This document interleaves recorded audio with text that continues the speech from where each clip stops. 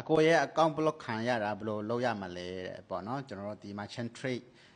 အကြောင်းတင်တဲ့ဗီဒီယိုအောက်မှာလာ comment ပေးထားဖြစ်ပါတယ်ကျွန်တော်တို့ဒီ merchant trade visa ကကိုစားလုပ်တဲ့ချိန်မှာဆိုရင်ကျွန်တော်တို့ password ရိုက်မှားတာပဲဖြစ်ဖြစ်ဒါမှမဟုတ်ငွေမထည့်တာကြာတော့တဲ့ခါပဲဖြစ်ဖြစ်ပေါ့နော်ကိုယ့်ရဲ့က automatic block လုပ်လိုက်ပါတယ်ခင်ဗျာနော်ဘာလို့ဆို active မဖြစ်ဘူးဆိုပြီးတော့မှ block လိုက်တာလည်းဖြစ်နိုင်တယ်လို့ကိုယ့်ရဲ့ account တွေကိုခဏခဏဝင်မှားတဲ့ခါ security လုံခြုံရေးရပေါ့နော်သူတို့ကကိုယ့်ရဲ့ account ကို block လိုက်တာဖြစ်ပါတယ်ခင်ဗျာနော်အဲ့လိုမျိုး block တော့လို့ရှိရင်ဘာမှစိတ်ပူစရာမလိုပါဘူးကျွန်တော်တို့နီးစပ်ရာ merchant trade counter ကိုလည်းတွားပြီးတော့မှလုပ်စရာမလိုပါဘူးခင်ဗျာနော်ဒီ merchant trade visa ကရဲ့အနောက်ဖက်မှာပေါ့နော်ဒီအပေါ်နားလေးမှာပေါ့နော်အဲ့မှာ customer service number ရှိပါတယ်ခင်ဗျာနော်အဲ့ဒီ customer service number ကိုဖုန်းခေါ်ပြီးတော့မှဒီကိုယ့်ရဲ့က block တွားတဲ့အကြောင်းကျွန်တော်တို့ရှင်းပြလိုက်လို့ရှိရင်သူတို့ကပြန်ပြီးတော့မှ block ကိုဖွင့်ပေးပါခင်ဗျာနော်စဖုန်းခေါ်တဲ့အချိန်မှာဆိုရင်တစ်ခါနှစ်ခါလောက်တော့သူတို့ကဒီဖုန်းမကင်ဘူးပေါ့နော်ဒါပေမဲ့ဆက်တိုက်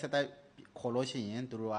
ဖုန်းပြန်ကင်ပါတယ်သူတို့ကကိုယ်မေးတယ်ပေါ့နော်ဘာကူညီပေးရမလဲလို့သူတို့ကမေးလို့ရှိရင်ကိုယ့်ရဲ့က block တွားတဲ့အကြောင်းကိုသူတို့ရှင်းပြလိုက်လို့ရှိရင်သူတို့ကကိုယ့်ရဲ့နာမည်တွေမွေးတက်ကြတဲ့ passport number တွေဒီကိုယ့်အမေရဲ့နာမည်ပေါ့နော်ကျွန်တော်တို့ card register လုပ်တုန်းကပေးခဲ့တဲ့ဒီပေါ့နော်အချက်လက်တွေကိုမှန်အောင်ပြောနိုင်လို့ရှိရင်သူတို့က